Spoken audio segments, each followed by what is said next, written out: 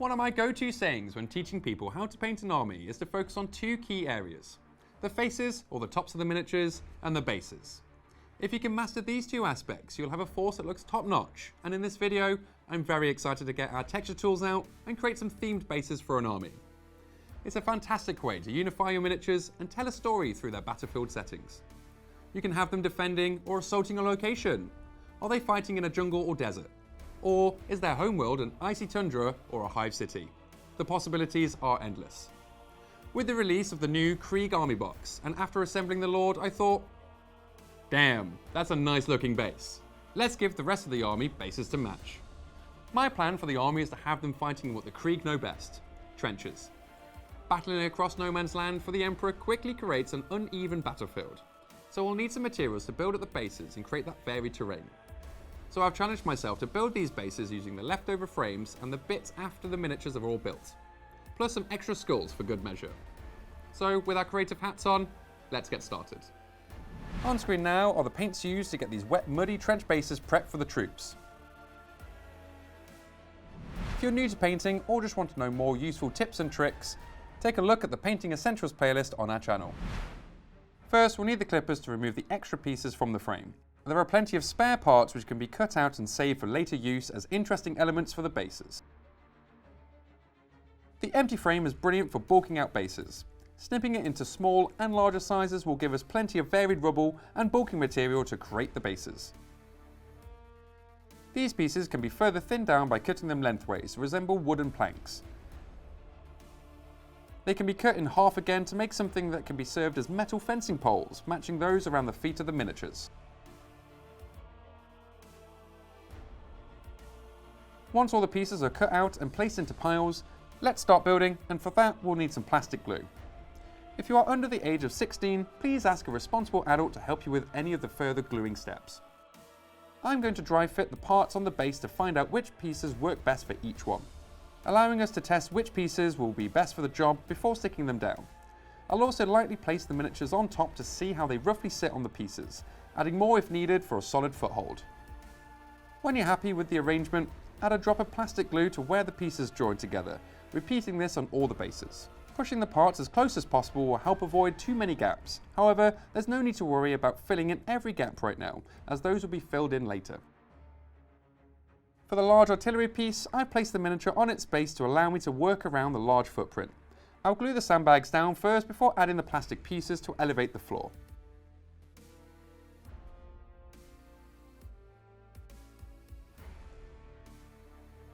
The thinner pieces we cut up for the wooden boards can be placed on top of the rubble to resemble wooden planks on some of the bases. I'm placing the rough side upwards as this added texture will help sell the wood effect when it's painted. With the main surface prepped, the models can be glued into their place. I'm doing this now as a lot of these miniatures have details around their connection points that can be seamlessly blended into the bases with texture paint.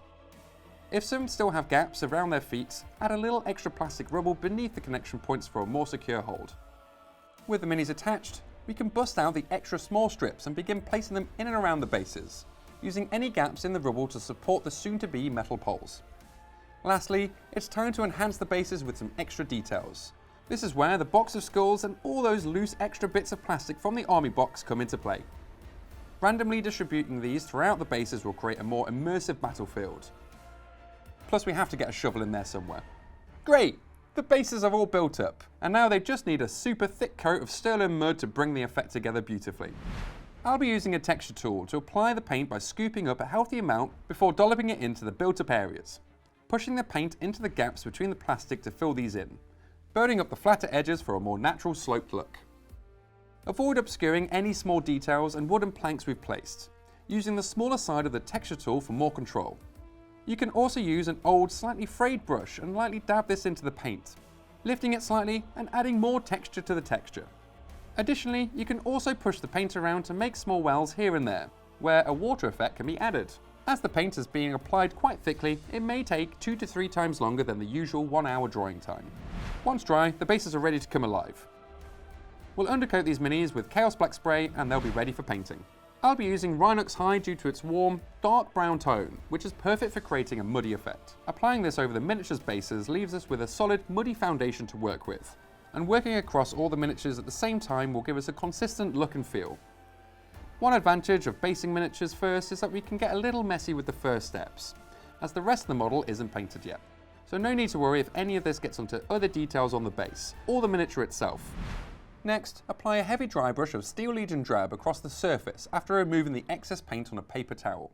Applying this across the floor will uplift the colour, switching to a smaller one for harder to reach details and the infantry bases. Getting the dry brushing done first is a great way to avoid accidentally painting over the small detailing, which we shall paint now. I'm picking out the skulls with Zandri dust, leaving the eyes and nose sockets dark brown for the shadows. We can also be painting these thin lines on wooden planks, giving the wooden effect we desire, before painting Abaddon black on any of the gun casings and bags that are littered around. Finally, I'll finish off with lead belcher on any of the metallic parts, like the barbed wire and metal poles sticking out the base. Using a dry brush, flick the brush across the surface like so, leaving a little of the undercoat coming through, selling the effect of a weathered old metal. Once we've finished painting with the metallic paint, give our water pot a quick change to avoid any shiny pigments mixing into the last few paints. With the base coats done, the bases are really coming alive, and by adding some depth with shading, it's going to make this stand out even more. So, it's time to pop open a Thonian camera shade and apply this over everything we've just painted. This green shade will dirty down the area and leave a slightly mossy feel to the overall look.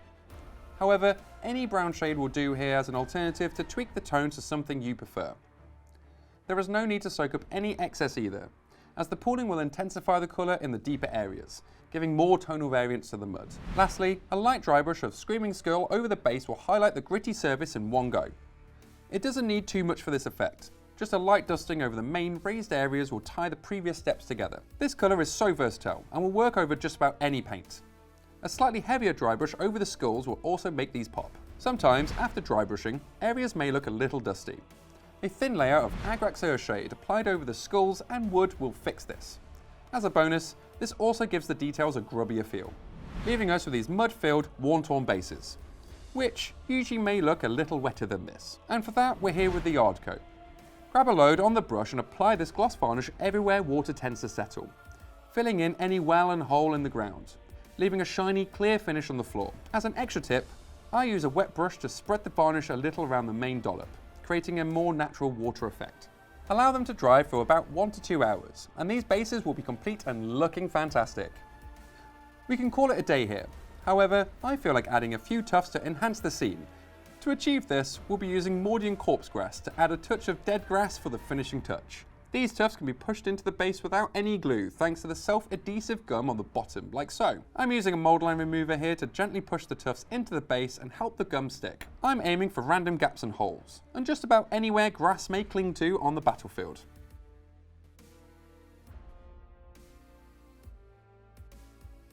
A little tip I like to do is to cut the tufts into smaller pieces, giving me more control over how much is in a certain area. We don't need loads, this land isn't a green field after all. Just a few here and there will sell the effect and add a little extra texture and colour to the bases to round them off.